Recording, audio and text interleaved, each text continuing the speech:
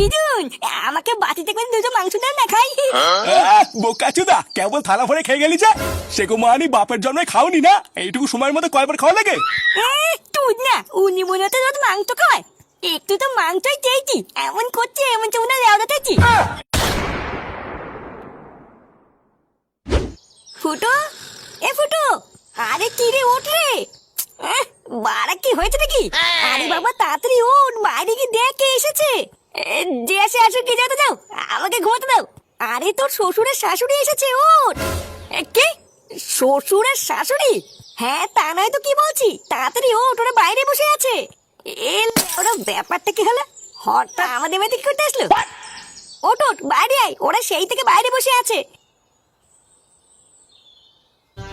আজকে যে আমি কি খুশি, আপনাদের যে কি করে বলি। মানে আপনারা যে এত বছর পর আমাদের বাড়িতে আসবেন, এ তো আমি ভাবতেও পারিনি। সত্যি আমার যে আজকে নিজেকে কি ভাগ্যবান মনে হচ্ছে না। মা দাদা না না, আপনি ওইভাবে বলছেন কেন? আমাদের মেয়েকে এই বাড়িতে বিয়ে দেওয়ার পর আমাদেরও তো ইচ্ছে করতো এই বাড়িতে এসে থাকতে, কিন্তু চারিপাশের এত কাজ বাজ সামলে উঠে আর আসা হয়নি। আরে বেয়ান, এতদিন আসতে পারেননি তো কি হয়েছে, এখন তো এসেছেন। এবার না হয় আস্তে আস্তে সবই হবে নাকি? কি বিআই মশাই, আপনি কথা বলছেন না কেন? এই বেয়ান, বিআই মশাইয়ের কি কিছু হয়েছে নাকি? মা না না দাদা, ওনার কিছুই হয়নি, আসলে উনি একটু চুপচাপ তো। ও আচ্ছা আচ্ছা, বুঝেছি বুঝেছি। কি মা বাবা, তোমরা হঠাৎ এখানে? এই কেন, আমরা কি এখানে এসে ভুল করেছি নাকি? কি বলছো? জামাই বাবধন তো জানতো না আমরা এখানে আসবো, তাই জিজ্ঞাসা করছে।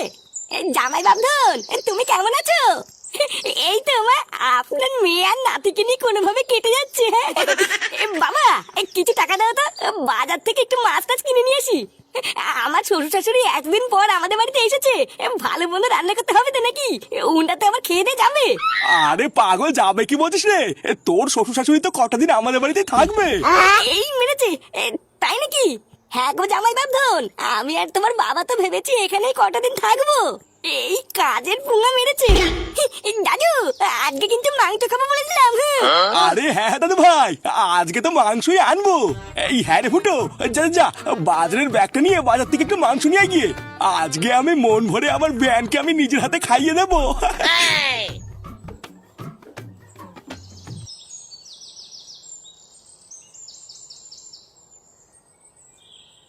কিরে, কোথাও যাচ্ছিস নাকি? হ্যাঁ মারা যাচ্ছি একটু বাজারের দিকে। তুই এখানে কি করছিস? কিছু হয়েছে নাকি? আরে হ্যাঁ রে, পল্টুদা ঠিক করেছে ফটকে ক্লাব থেকে বের করে দেবে, বুঝলি? ঢ্যাবনাটা প্রায় 2 মাসের উপরে ক্লাবে আসে না, তাই ওর নাম কেটে দেবে বলে আমাদের সবাইকে ক্লাবে ডাকছিল। হ্যাঁ ঠিকই করেছে, বাড়া এসব বালছালকে ক্লাবে না রাখাই ভালো। তুই পল্টুকে গিয়ে বল কি নাম কেটে দিতে, আমার এখন যাওয়া হবে না। বাড়িতে লেওড়া শ্বশুর শাশুড়ি এসছে, বুঝলি? ওদেরকে না গিয়ে যেতে পারবো না। ওকে গিয়ে বল গিয়ে আমি একেবারে সন্ধ্যাবেলা যাবো। আচ্ছা ঠিক আছে।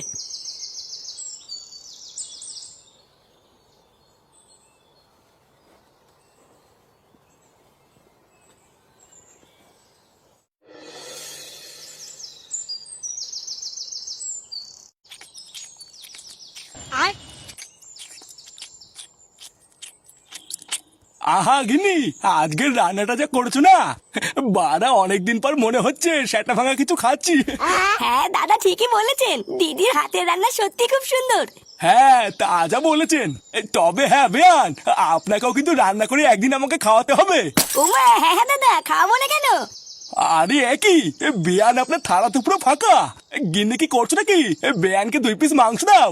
দিদি আপনাকে দুটো মাংস দেই? মা না না, আমি আর খেতে পারবো না।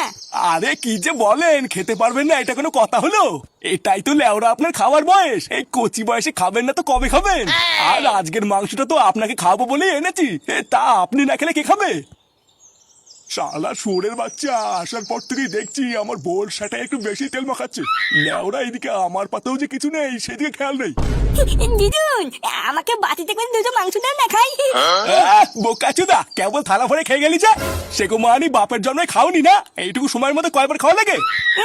তুই না, উনি মনে হতে রোজ মাংস খায়, একটু তো মাংসই চেয়েছি, এমন করছে এমন চুনা লেওড়াতেছি। এই তুই কি বললি? আরে কি করছেন নাকি দাদা, ওইটুকু একটা বাচ্চা ওইভাবে বলছেন কেন? আরে বেয়ান, ওইসব ছাড়ুন তো, আজকের মাংসটা আমি শুধু আপনার জন্য এনেছি। ও আপনি ওইসব দিকে তাকাবেন না, আপনি খান আপনি খান।